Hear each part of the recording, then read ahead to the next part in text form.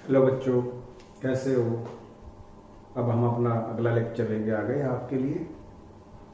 अभी तक हम ट्रिग्नोमेट्री के फॉर्मूला डिस्कस कर रहे थे और आपको याद करने के लिए बोल रहे थे। मैं ऐसी आशा करता हूँ आप लोगों से कि आप सभी ने ट्रिग्नोमेट्री के फॉर्मूले अच्छे से समझ लिए हैं और उनको अच्छे से याद भी कर लिया, लर्न भी कर लिया है और दो दो तीन तीन बार उनको लिख के देख भी लिया होगा। अगर नहीं किया है बेटा तो प्लीज जरूर से जरूर करके देखें, क्योंकि अगर ये फॉर्मूले अगर आपको नहीं आते हैं तो ये मान के चलो कि आपको बहुत प्रॉब्लम आने वाली है। एटलीस्ट फिजिक्स के न्यूमेरिकल्स में तो जरूर आएगी आपको, और मैथ्स वालों के लिए तो मैथ्स में तो होता ही है। आज मैं जो टॉपिक स्टार्ट करने लग रहा हूं आपके लिए वो बिल्कुल डिफरेंट नया टॉपिक है बेटा, ठीक है। लेकिन वो आपको किसी बुक में नहीं दे रखा बेटा, किसी भी बुक में नहीं दे रखा आपको। उसका काम बहुत बार यूज में बहुत बार आता है। पहले होता था ये ना, आपने अभी तक पढ़ा उसको? बिल्कुल भी नहीं पढ़ा है। टॉपिक का नाम है लॉगरिथम।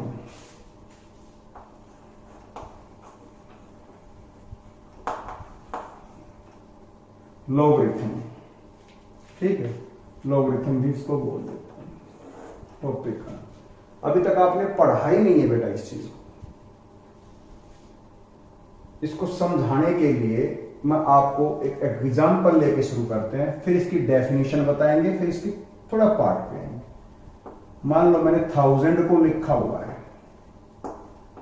और इसको 10 की पावर में मैं लिख सकता हूं, तो आपको पता है कि 10 की पावर 3 लिख देंगे हम इसको, ठीक है। अब ध्यान से सुनना, अगर मैं इस 1000 का लॉगरिथम ले दूं तो या नंबर जो है वो 1000, हम इसका लॉगरिथम ले लिया। इस लॉगरिथम में एक बेस होता है, नीचे यहां लिखते हैं बेस, ठीक है। तो बेस ये 10 ले लिया मैंने, बेस को 10 ले लिया, तो इसकी जो पावर थी 10 की जो पावर थी जो 1000 बना रही थी वो इसका आंसर हो जाएगा, ठीक है। फिर से समझो, 1000 की को लिखा 10 की पावर 3। अगर हम 1000 नंबर का लॉगरिथम लेते हैं जिसका बेस 10 है, तो लॉगरिथम 1000 का जिसका बेस 10 है उसकी वैल्यू 3 होगी। मतलब वो पावर होगी जो बेस की हम चढ़ाएं तो वो नंबर आ जाएगी। बात समझ में आई है? क्या डेफिनेशन लिखी मिलेगी? The logarithm of a number with respect to a given base, with respect to a given base. जैसे इस केस में is the power which must be raised to the base so that we get the number again।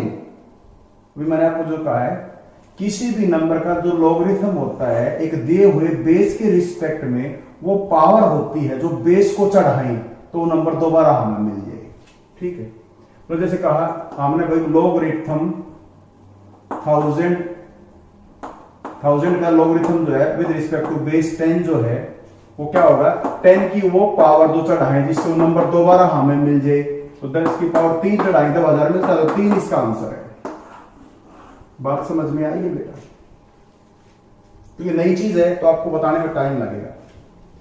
Logarithm of any number with respect to a given base is defined as the power which must be raised to the base so that we get the number again, ठीक है। ये आपकी definition इसमें दे रखी है, ये चीज आपने ध्यान में रखनी है, ठीक है। आपको समझ में आया बेटा? अभी इसी का एक एग्जांपल और ले रखा है इसने समझाने के लिए। मैंने आपको बताया है, मान लो n को हम इफ समझना इस चीज को, n बराबर है ax ले लिया हमने, ax, ठीक है। देन और हमने लिख दिया लॉगरिथम n, बेस a है। अब ध्यान देना, जो मैं कहना चाहता हूं आपको, जो मैं बताना चाहता हूं उसको समझने का काम करना। n हमने ले लिया a की पावर x और बेस ले लिया ये हमने an। अभी थोड़ी देर पहले मैंने बताया था, इसको अगर मैं क्या लिख दूं, लॉगरिथम बेस a को मान लिया a की पावर x तो जो ये एक्शन है ये ही आंसर है बेटा इस केस में, क्योंकि पावर, क्योंकि इस केस में अगर मैं यहां लिखूं, इसको मैं लिखूं तो कैसे लिखूंगा इसी को, इस तरीके से लॉगरिथम बेस 10 है 1000, इसको मैं लिख दिया लॉगरिथम बेस 10 की पावर 3, तो आंसर 3 हो गया, बिल्कुल सेम उसी तरीके से। ठीक है, ये ध्यान रखने की बात है। अगर हम ये कहें कि ये एक है, अब यहां से एक बात क्लियर हो जाएगी आपकी, अभी थोड़ी देर में ही समझ में आ जाएगा। अगर इसको हम एक मान लें x को, if x is equal to 1, इस केस में, इसमें मान ले हम x को एक मान लेते हैं, तो हमारे पास ये क्या बन जाएगा, लॉगरिथम बेस a का। भाई किसी नंबर, जो नंबर है उसी का बेस भी वही है, तो उसकी वैल्यू ये 1 हो जाएगी, याद रखना भाई। मतलब हम जहां कहीं भी यूज करेंगे ऐसे कई बार आएगा, logarithm 10 base 10 is equal to 1, logarithm base 2 is equal to 1, मतलब दोनों सेम होंगे तो वैल्यू 1 होगी। क्यों होगी समझ में आपको आ रही है। अगर मैं इस x को 0 ले लूं, इफ x को मैंने 0 मान लिया, जैसे इसको 0 मानूंगा मैं, तो ये लॉगरिथम बेस a हो जाएगा, x की पावर, किसी भी नंबर की पावर 0 1 होती है, तो 1 0 हो जाएगा, क्योंकि x को 0 माना 0 ही हो जाएगा। तो 1 का जो लॉगरिथम होता है, कोई भी बेस हम मानते हैं वो 0 होता है। ये फार्मूले आपके इसमें बता रखे, दे रखे हैं, ये आपको आने चाहिए पुत्र, मैं यही कहना चाहता हूं, ये आपको आने चाहिए बेटा। ठीक है, इसी का थोड़ी देर में हम यूज भी करेंगे। फिर से देखो, 1000 को हमने 10 की पावर 3, अब कोई 1000 का लॉगरिथम कहे कि 1000 का लॉगरिथम लो जिसका बेस 10 हो, तो जो पावर चढ़ाएगी ना 10 की, जो बराबर 1000 कर देती है, वो 3, वो इसका आंसर होगा। Logarithm of any number, logarithm of any number with respect to a given base is defined as the power which must be raised to the base so that we get again the same number। ठीक है, थोड़ी देर पहले मैंने बताया था 1000 का logarithm लेना है, ले लिया भाई बेस 10 के रिस्पेक्ट में, तो क्या होगा, वो पावर होगी जो हमने रेज की है, बेस 10 की वो पावर जो रेज करे, चढ़ाए कि आंसर दोबारा वही नंबर आ जाए। तो 3 किया तो 3 इसका आंसर है। ये मैंने आपको शुरुआत में बताया, अब फिर दोबारा बताने लग रहा हूं, शायद आपको समझ में आ गया होगा। जितने भी मैं ये ऐसे बनाता हूं, ये वाले जो एन सर्कल किए जाते हैं या जिनको रेक्टेंगल या इस तरह फिक्स कर दिया जाता है, वो बड़े काम के होते हैं, वो आपके हर जगह फॉर्मूले में यूज में आते हैं। ठीक है बेटा, लॉगरिथम का सिर्फ एक डेफिनेशन मैंने अभी आपको फिलहाल बताई है, ये चीज आपने ध्यान में रखनी इसी को। ठीक है, अब हम इसके अगले पार्ट पे चलते हैं। विदाउट प्रूफ कुछ फॉर्मूले करते हैं हम, बगैर प्रूफ के कुछ फॉर्मूले में आपको बताता हूं, याद रखने का तरीका भी आपने ध्यान रखना है। उसको यूज में आएंगे, धड़ाले से यूज में आएंगे, बहुत बार यूज में आएंगे, तब आपको दिक्कत नहीं आनी चाहिए बेटा। बहुत मेहनत कर रहा हूं बेटा मैं इस आपके 0 यूनिट के लिए, ये आपकी 11th और 12th दोनों में काम आएगी, खासतौर से मेडिकल स्टूडेंट्स के लिए तो ये हमेशा काम आने वाली चीज है। नॉन मेडिकल स्टूडेंट्स, जब तक आपका आगे पार्ट नहीं होता डिफरेंस इंटीग्रेशन का या trigonometry complete, till then you can also enjoy फॉर्मूले ऑन लॉगरिथम।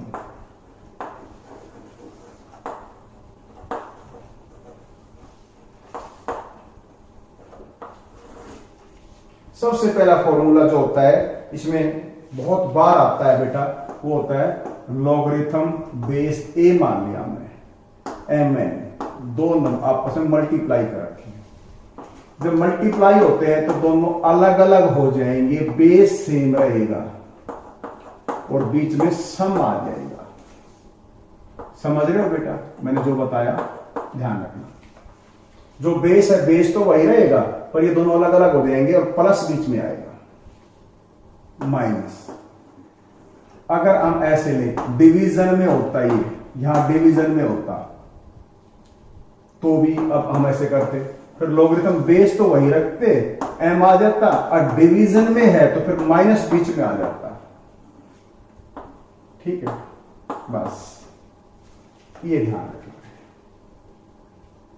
ठीक है, एक फॉर्मूला और हमें याद रखना है, या लोगरिथम m की पावर n बेस a ले लिया, कोई भी बेस हो सकता है, e भी हो सकता है, a भी हो सकता है, ये पावर में ले लिया, ऐसे में ले तो ये जो पावर होते हैं इसको आगे ले आएंगे, सबसे आगे लोगरिथम से भी आगे ले आएंगे और यहां लिख देंगे लोगरिथम m बेस a।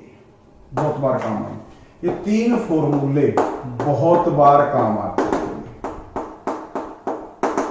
एक चौथा फॉर्मूला और होता है जिसको हम बोलते हैं चेंज ऑफ बेस, बेस का चेंज करना। पहले फार्मूले को हमने प्रोडक्ट फार्मूला बोला, दूसरे को क्वोशंट फार्मूला बोला, तीसरे को पावर फार्मूला बोल दिया और चौथे को वो बेस बोलेंगे।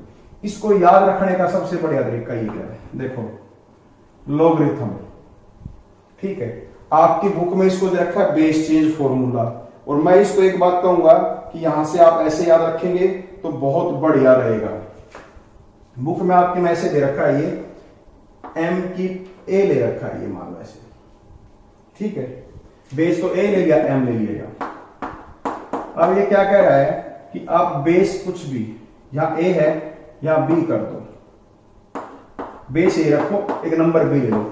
अगले केस में आपने क्या करना है, इसके साथ मल्टीप्लाई में क्या करना है, मल्टीप्लीकेशन लेनी है, इसके साथ मल्टीप्लाई में लेना है लोगरिथम। अब जो नंबर था ये बेस में कर दो और यहां m कर दो, ये तरीका याद रखना।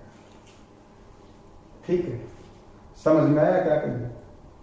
a बेस है, m नंबर है, तो एक अपनी तरफ से कोई भी बेस जो हमने इंट्रोड्यूस करना है उसको b यहां कर देंगे, इसके में b ले आएंगे, m हो जाएगा।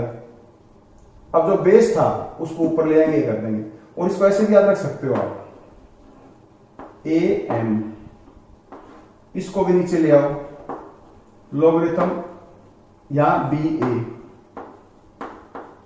दोनों केस में बेस सेम है, तो हम क्या लिख सकते हैं इसको, लोगरिथम ऊपर वाला जो है ये m और ये नीचे जो है इसको बेस के तौर पे लिख दो। अब इनको मल्टीप्लाई करोगे ना आपको सेम सेम नंबर मिलेगा, यही आएंगे, मल्टीप्लाई करते यही बन जाएगा। देखो बेटा तीनों के तीनों फॉर्मूले बड़े अच्छे से आपने ध्यान में रखने हैं,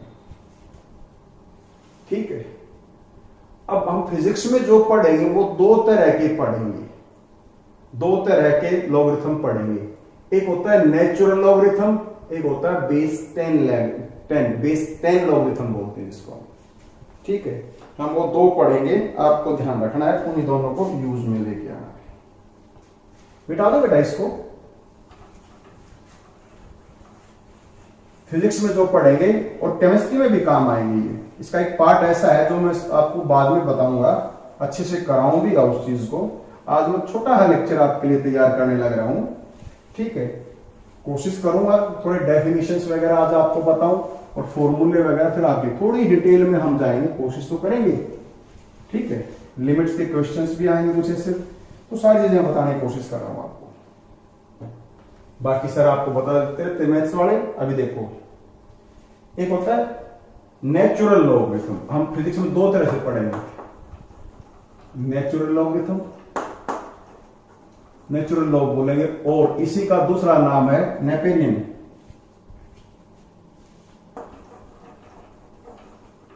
नेपेरियन लॉगरिथम,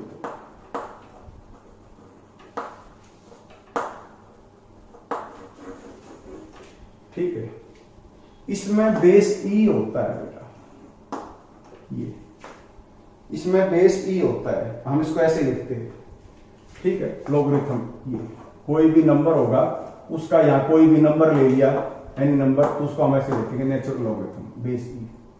और ई की जो वैल्यू होती है वो होती है 1 प्लस ई, एक्सपोनेंशियल बोलते हैं इसको हम, 1 प्लस 1/1 फैक्टोरियल, ठीक है, 1/2 फैक्टोरियल, ऐसे अब चलता जाएगा, 1 वाला पार्ट में चलते जाएंगे, plus 1/3 factorial and so on.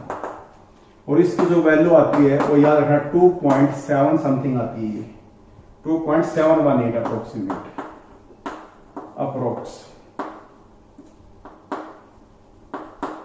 ठीक है। ये अप्रोक्सीमेट ऐसी वैल्यू आती है 2.7, मतलब मोर देन 2.7 होती है, कई कई काम में आ सकती है, ठीक है बेटा। इसको हम नेचुरल लॉगरिथम का नाम देते हैं। एक होता है कॉमन लॉगरिथम जो बेस 10 होता है,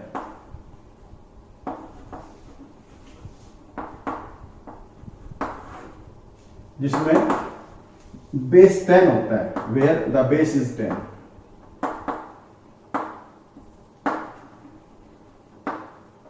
बेस 10 होता है, ठीक है। जैसे हमने ये लिख दिया लॉगरिथम ई, ए का लॉगरिथम बेस ई, ए नंबर का ई बेस के साथ लॉगरिथम ये है, तो इसको हमने कन्वर्ट करना होता है 10 में। तो इसके लिए फार्मूला होता है 2.303 इंटू लॉगरिथम बेस 10 ए हो जाएगा। इसको याद रखना है। ये बेस 10 का मतलब इसमें से कोई भी नंबर है उसमें नीचे 10 बेस में होगा या नंबर यहां होगा। इसी को कन्वर्ट करके अगर हम इसमें लिखना होगा तो इस फैक्टर से मल्टीप्लाई करेंगे। प्रूफ की तरफ हम जाते हैं, तुम्हें सिर्फ याद रखना इसको। आपकी बुक में लिख रहा है 2.303, इसमें आपकी बुक में लिखा मिलेगा 2.3026, तो 6 को हटा के 3 कर देंगे तो भी ठीक है। बेटा प्लीज इन दोनों चीजों का ध्यान रखना। अब इसके बाद एक बहुत इंपॉर्टेंट पार्ट आने वाला है, लॉग टेबल्स। ये आपको मैं अलग से एक टॉपिक बनाऊंगा, लॉग टेबल्स, कि लॉगरिथम कैसे देखेंगे, एंटी लॉगरिथम कैसे पार्ट करेंगे, ठीक है। लॉगरिथमिक टेबल्स कैसे देखी जाएंगी, टेबल्स, और एंटी लॉगरिथम कैसे चेक करेंगे, एंटी लॉगरिथम। ये दोनों चीजें मैं आपको बताऊंगा। इसके लिए आप कुछ चीजें अपने पास रखनी चाहिए और फिर उसके बाद समझाऊंगा। आपकी बुक के 2 पार्ट है। सेकंड पार्ट के लास्ट में कुछ टेबल्स दे रखी हैं, उसमें लॉगरिथम एंटी लॉगरिथम मिलेगा। वो बुक आपके पास अवेलेबल होनी चाहिए। इसलिए हमने इसके ऊपर एक छोटा सा लेक्चर अलग से सिर्फ how to solve questions by using logarithm, powers को कैसे निकालें, कैसे सॉल्व करेंगे लॉगरिथम का यूज करते हुए, वो मैं स्पेशल अलग से आपके लिए एक लेक्चर बनाऊंगा। वो भी कोई 10-20 मिनट का जो बनेगा वो अलग से बना दूंगा, ठीक है। फिलहाल ये फॉर्मूले आप बच्चों को ध्यान में रखेंगे। शायद आपको समझ में आ गया होंगे अभी तक मैं जो बताने लग रहा हूं। अभी हम आगे कंटिन्यू करते हैं बेटा। अब जो पार्ट है ना, आज मैं आपको बेसिक सा पार्ट बताऊंगा, उसके बाद मैं फार्मूलों पर बाद में आऊंगा आपके, ठीक है। आज मैं बेसिक सा पार्ट आपको बताऊंगा, बिल्कुल धीरे धीरे से, एक दिन छोड़ के एक दिन मैं आपको लेक्चर देने लग रहा हूं, ताकि आपके ऊपर कोई दबाव नहीं आए, किसी तरह कोई दिक्कत नहीं आए। और हम इस पूरे इस प्रोसेस के अंदर जब लोग बुरी तरह से फंसे हुए हैं कोरोना की प्रॉब्लम में, तो आपके ऊपर ज्यादा हैक्टेक प्रॉब्लम ना बने, आपका दिमाग ज्यादा खराब ना हो। स्टडी को भी आप इंजॉय करो। सिचुएशन पहले से ही खराब हो चुकी है, मेंटली डिप्रेस्ड हो चुके हैं पर्सन, तो आपको क्रोध दबाव ना पड़े और डिप्रेशन में ना जाओ। चलिए बिल्कुल छोटे छोटे, एक दिन के बाद एक दिन मैं आपको लेक्चर दे रहा हूँ और थोड़ा हाई समझा रहा हूँ, ज्यादा कुछ मतलब थोड़ा समझा अच्छा रहे हैं, थोड़ा टॉपिक दे रहे हैं आपको बस। ये लॉगरिथम की टेबल मैं आपको बाद में बताऊंगा बेटा, ठीक है। उसके बाद हम अगले पार्ट पे आते हैं, जिसका नाम है, कुछ डेफिनेशंस हैं, फंक्शन एंड लिमिट्स के नाम से आपकी बुक में दे रखा है। ज्यादा डिटेल में मैं फिर नहीं जाऊंगा, बताने लग रहा है, जो मतलब की चीजें उनको बताऊंगा। फंक्शन एंड लिमिट्स थोड़ा यूज में आ जाती है, ये चीजें बहुत लिमिटेड सी यूज में आएंगी ये बातें। Function and limits, functions and limits. Functions को बताने से पहले कुछ चीजें आपको बताई जाती हैं। होते हैं कांस्टेंट नंबर्स, कांस्टेंट, अरे होते वेरिएबल्स, सबको पता है। एक होते हैं कांस्टेंट, एक होते हैं वेरिएबल्स। जो कांस्टेंट होते हैं वो सिंपल नंबर, जैसे पाई, अभी थोड़ी देर पहले बताया, ई, और भी कोई नंबर ले सकते हैं हम, 2, 4, ऐसे जो नंबर होते हैं हमारे वो फिक्स, उनको हम बोलते हैं कांस्टेंट नंबर्स, कांस्टेंट्स का नाम है। वेरिएबल वो चीजें जो बदलती रहती है, जैसे एक्स, वाई, ठीक है, और भी कोई हम नंबर ले सकते हैं, टाइम वगैरह का काम कर सकते हैं, उनको हम बोलते हैं वेरिएबल्स, जिनको हम चेंज कर सकते हैं। जैसे स्पीड, टाइम, लिमिट्स, कुछ ऐसे कह सकते हैं जो टाइम के साथ अपने वैल्यू चेंज करती जाए, ठीक है, उनको हम वेरिएबल्स का नाम देते हैं। और ये मैथमेटिकल पोर्शन में एक्स वाई जेड इनको लिखा जाता है, एक्स वाई जेड ईटीसी, जो भी आपने ऐसे लिखी कोई मिलेंगे आपको। अब यहां से समझना सीधा ही, मैं आपको किसी और चक्कर में नहीं फंसाता, फंक्शंस पे चलते हैं हम सीधा ही। फंक्शन क्या होता है अब समझना। दो तरह के वेरिएबल्स ले लेते हैं। जैसे वेरिएबल है ये y is equal to 2x लिख दिया मैंने। अब x जो है वो इंडिपेंडेंट वेरिएबल्स है, इंडिपेंडेंट वेरिएबल्स के नाम से दिया गया है इसको। इंडिपेंडेंट वेरिएबल्स आपकी बुक में इसको समझ सकते हो आप, वेरिएबल्स। इसकी वैल्यू हम कुछ भी मान सकते हैं और इसकी वैल्यू के हिसाब से जो y है वो चेंज हो जाएगा। ये डिपेंडेंट वेरिएबल्स हो गया भाई।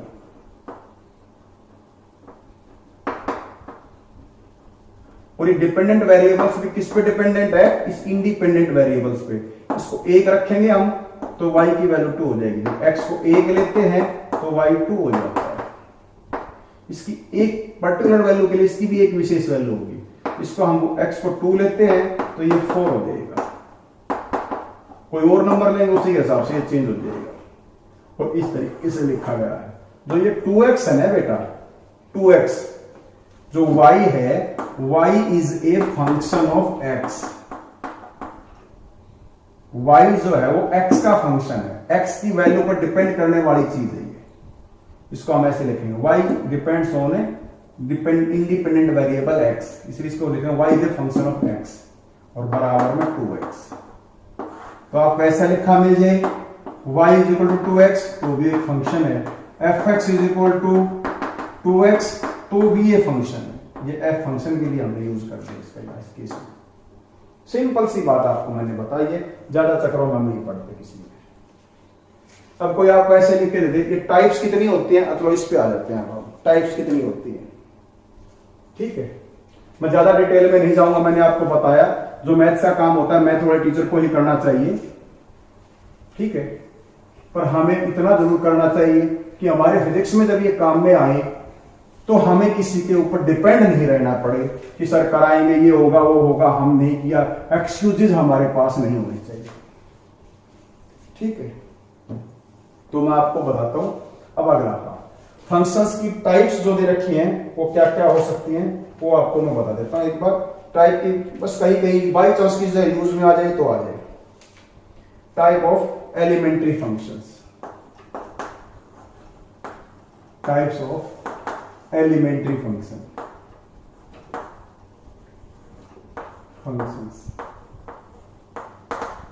हमें कोई ज्यादा गहराई में घुसने की जरूरत नहीं है पुत्र।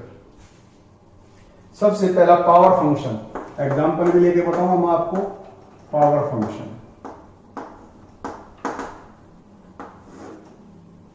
इसमें जो फंक्शन होगा x जो होगा उसमें x की पावर्स मिलेंगी। जैसे ये x की पावर n ले लिया या y बराबर ऐसे लिख दिया, y बराबर x स्क्वायर।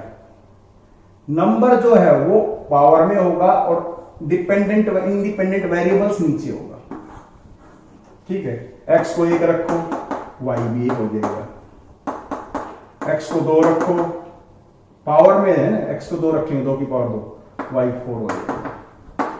इस तरीके से हम कह सकते हैं these are called power functions.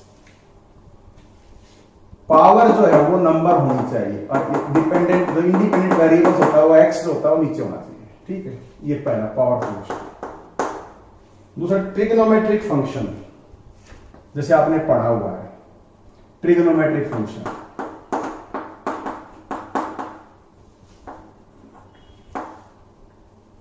Trigonometric function, trigonometric function. इसमें y is equal to sine x लिख दिया हमने। x ये रहा, डिपेंडेंट वेरिएबल्स यहां है, आगे साइन कोई ट्रिग्नोमेट्री वाली चीज ले ली। y is equal to fx is equal to ऐसे मान के यहां tan x लिख दिया। अब x को 30 डिग्री मानेंगे तो उसी के हिसाब से y हो जाएगा ना। इस तरीके से इसके यहां आगे tan cos कोई भी साइन का फंक्शन लेना क्या कहलाएगा? Trigonometric function. क्या कहलाएगा बेटा? Trigonometric function. एग्जांपल के तौर पे आप ले सकते हो, अकेला जरूरी नहीं ये ऐसे हो, ये और भी हो सकते हैं, ऐसे भी मिल सकते हैं। Sine x plus cos x 2x, ऐसे ये ट्रिग्नोमेट्रिक फंक्शन होते हैं। fx इसका नाम fx भी कह सकते हैं इसको, पता है ना, y इक्वल टू fx होता है। y is a function of x, मतलब x की चीजें मिलेंगी आप। और अगर एंगल के आगे ट्रिग्नोमेट्रिक नंबर लगे हुए एक्स के आगे तो ट्रिग्नोमेट्रिक फंक्शन हो गई। सिंपल सी लैंग्वेज में बिल्कुल सीधे से मैं आपको नंबर बताने लग रहा हूं। तीसरा आता है एक्सपोनेंशियल फंक्शन। एक्सपोनेंशियल फंक्शन, ये कौन से फंक्शन हुए बेटा? इसमें जो y होता है वो नंबर नीचे होगा, पावर जो होगा, जो पावर में है वहां डिपेंडेंट वेरिएबल होगा, जो x है वो ऊपर होगा यहां पावर में। ऐसे ही कोई और ले सकते हैं, और y इज इक्वल टू ई की पावर x, मतलब पावर में डिपेंडेंट वेरिएबल हो, पावर के अंदर इंडिपेंडेंट वेरिएबल हो जो हमने रखा ओ, ठीक है, ध्यान रखना इस चीज का। ऐसे फंक्शंस को नाम देंगे हम एक्सपोनेंशियल फंक्शंस। और एक और आता है logarithmic function.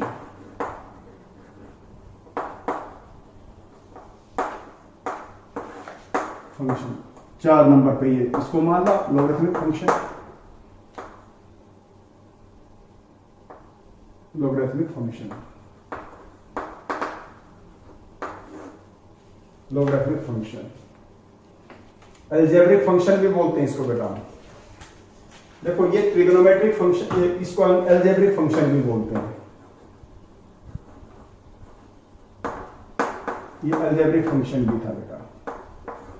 Algebraic function, trigonometric function, exponential function, logarithmic function, ठीक है।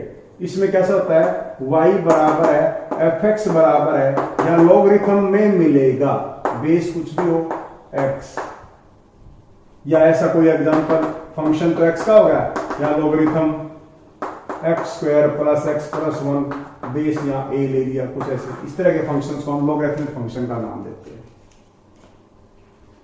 अभी ट्रिग्नोमेट्री में एक पार्ट और आता है जिसको बोलते हैं इनवर्स ट्रिग्नोमेट्रिक फंक्शन।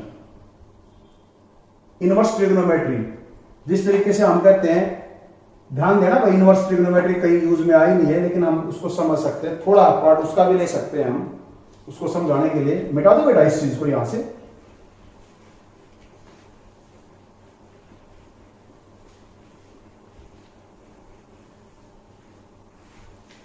अब ट्रिग्नोमेट्री हमारी ये है, इनवर्स ट्रिग्नोमेट्री को मैं समझाता हूं अभी, थोड़ा है हल्का है एग्जांपल के तौर पे लेके बताएंगे। जैसे मैं एक चीज को लिखता हूं, मान लो y इज इक्वल टू 4 लिख दिया मैंने, ठीक है, और इसको 2 से डिवाइड कर दिया हमने, 2 से डिवाइड किया। जिस तरीके से एडिशन और एंड सब्ट्रैक्शन एक दूसरे के रिवर्स प्रोसेस होते हैं, opposite and subtraction, reverse process होते हैं ये, रिवर्स प्रोसेस है। जैसे भाई जैसे कोई नंबर x है, x में 4 जोड़ दो, और x में 4 जोड़ दिया, उसमें फिर 4 सब्ट्रैक्ट कर दो, तो x वापस आ गया ना भाई। x में 4 जोड़ा, एडिशन का इफेक्ट आ गया, 4 सब्ट्रैक्ट किया, हो गया, रिवर्स प्रोसेस हो गए, उल्टा x आ गया। ऐसे ही x के अंदर हमने 2 मल्टीप्लाई कर दिया, फिर 2 से डिवाइड कर दिया, तो ऐसे ही मल्टीप्लीकेशन डिवीजन क्या हो गए, रिवर्स प्रोसेस हो गए, डिवीजन और रिवर्स प्रोसेस।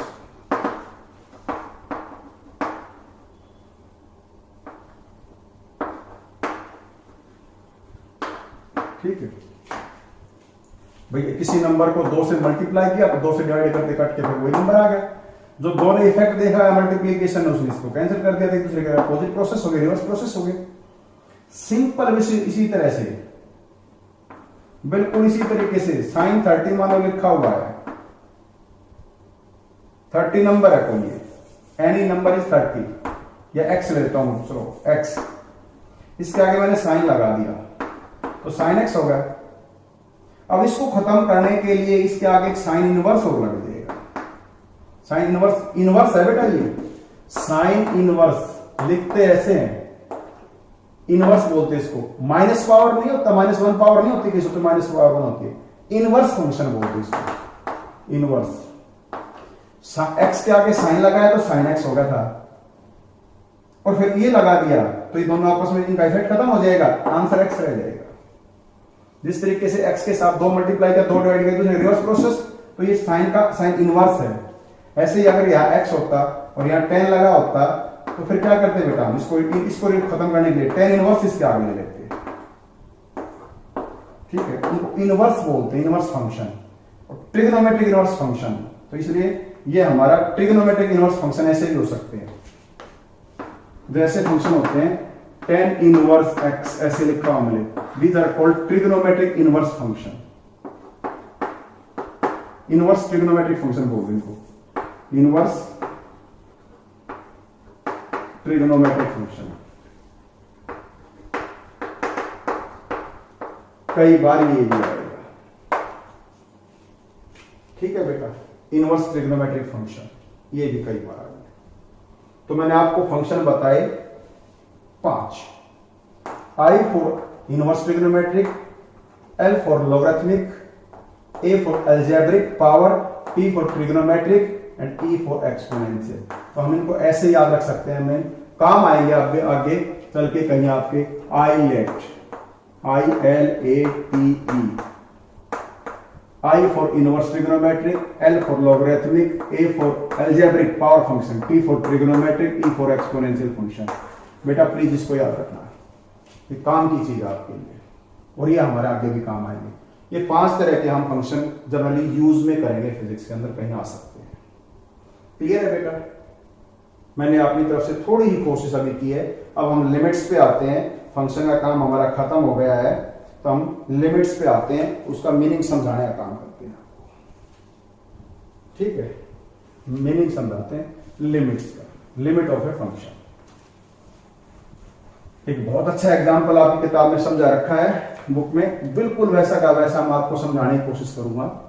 पहले मैं उसका लिखता हूं, लिमिट ऑफ ए फंक्शन क्या है उसको समझाता हूं।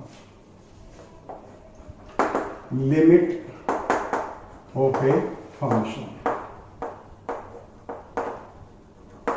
ऐसा लिखा मिलेगा, L limit x tends to 2 ऐसे लिख दें, ठीक है, जैसे इसमें लिख दिया एक्स टेंस टू ए लिखा हुआ आपकी इसके अंदर,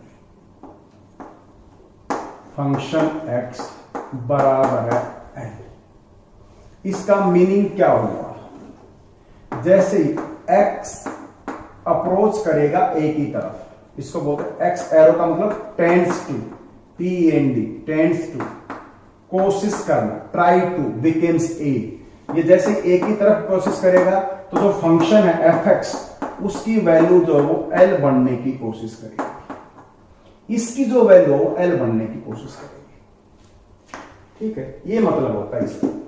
जो ये नंबर इसकी तरफ अप्रोच करेगा ये एल की तरफ अप्रोच करेगा, ये होता फंक्शन ऑफ ए लिमिट। अब एग्जांपल के तौर पे मैं आपको समझाता हूं। एक एग्जांपल इसमें दिया हुआ है कि फंक्शन के तौर पे जो एग्जांपल इसने बता रखा है वो ये दे रखा है, ऊपर लिखा हुआ है लिमिट एक्स टेंस टू 2।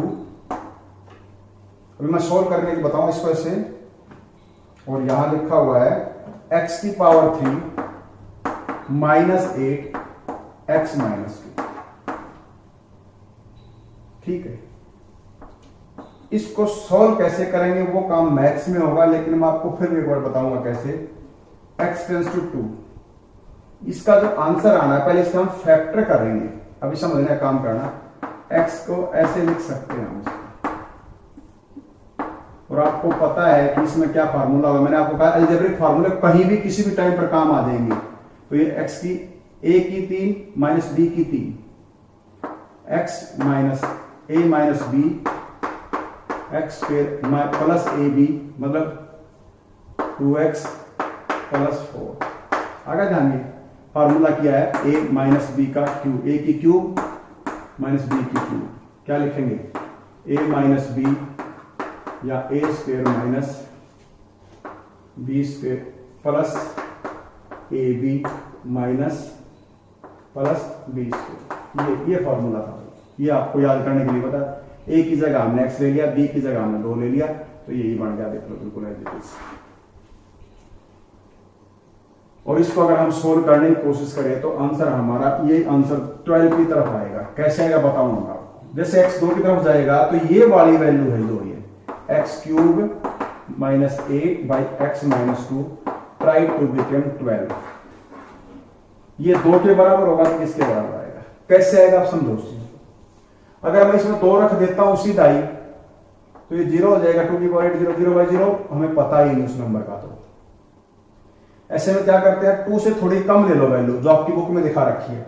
आप ध्यान दोगे तो जब x की वैल्यू 1.98 ले रखी है, 1.98, तो ये जो फंक्शन है ये fx है, ये जो fx ये जो फंक्शन है ये कितना आया हुआ है, सोल्व कर रखा आपकी किताब में इसको, और ये fx की वैल्यू आई हुई है 11.88। जब x की वैल्यू को ये 1.99 लेता है शायद आगे, तो जो fx है ये वाला जो होता है fx, ये अब की बात चला गया 11 पॉइंट समथिंग और नजदीक आ गया होगा ये 94। अगर हम इस x की वैल्यू को और ऐसे नजदीक 999 लें तो ये fx की वैल्यू जो होगी ये और कहीं ऐसे 9.8 ऐसे समथिंग आ जाएगा, मतलब और नजदीक पहुंच जाएगा 12 के।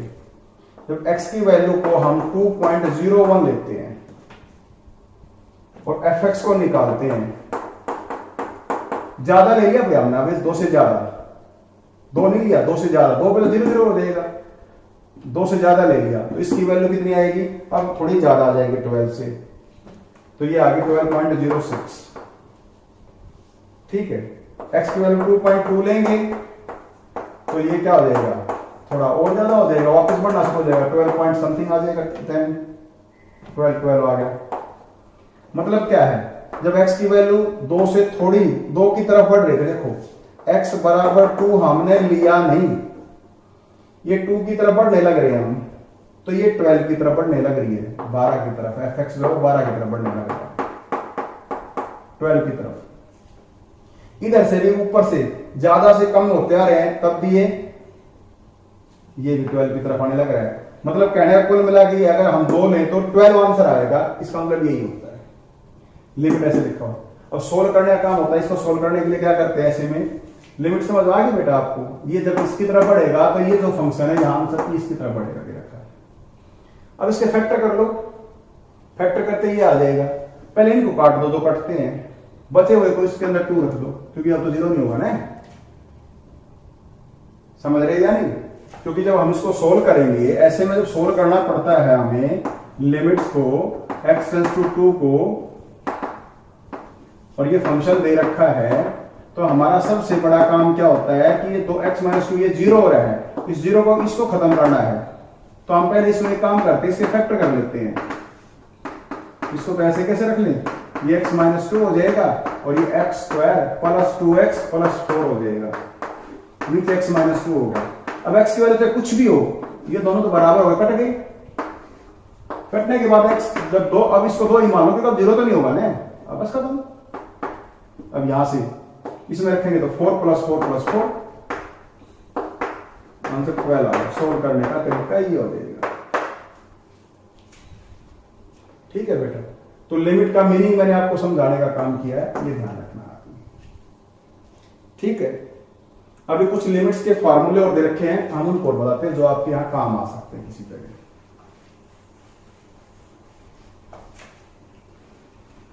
अभी देखते हैं बेटा अगला पार्ट में क्या बताते हैं आपको, कुछ फार्मूले हैं, फॉर्मूले और सम लिमिट्स। लिमिट्स पे जो फॉर्मूले होते हैं तो ये काम बहुत कम आएंगे।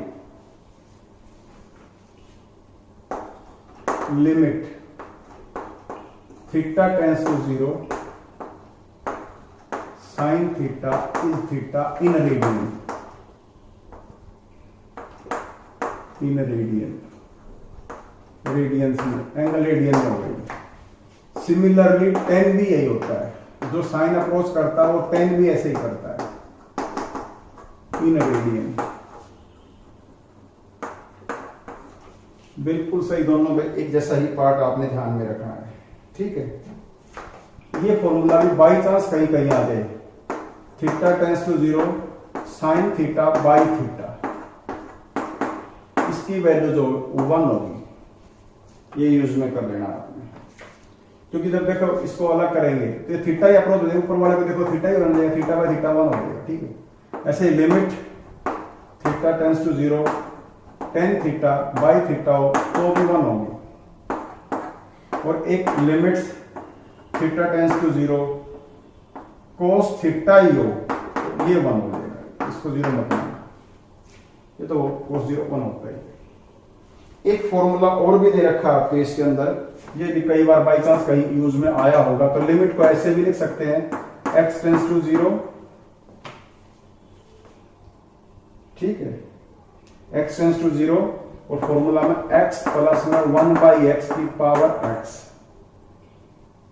ठीक है। इसी को हम लिमिट में ऐसे लिख सकते हैं y टेंड्स टू 0 और यहां लिख दें 1 प्लस में 1/y की power 1/y is equal to 1 plus में ay की पावर 1/v और ये हो जाएगा e के बराबर e, this is called e, ये ध्यान देना आप इसी, ठीक है। e की वैल्यू 2.718 मैंने आपको बताई,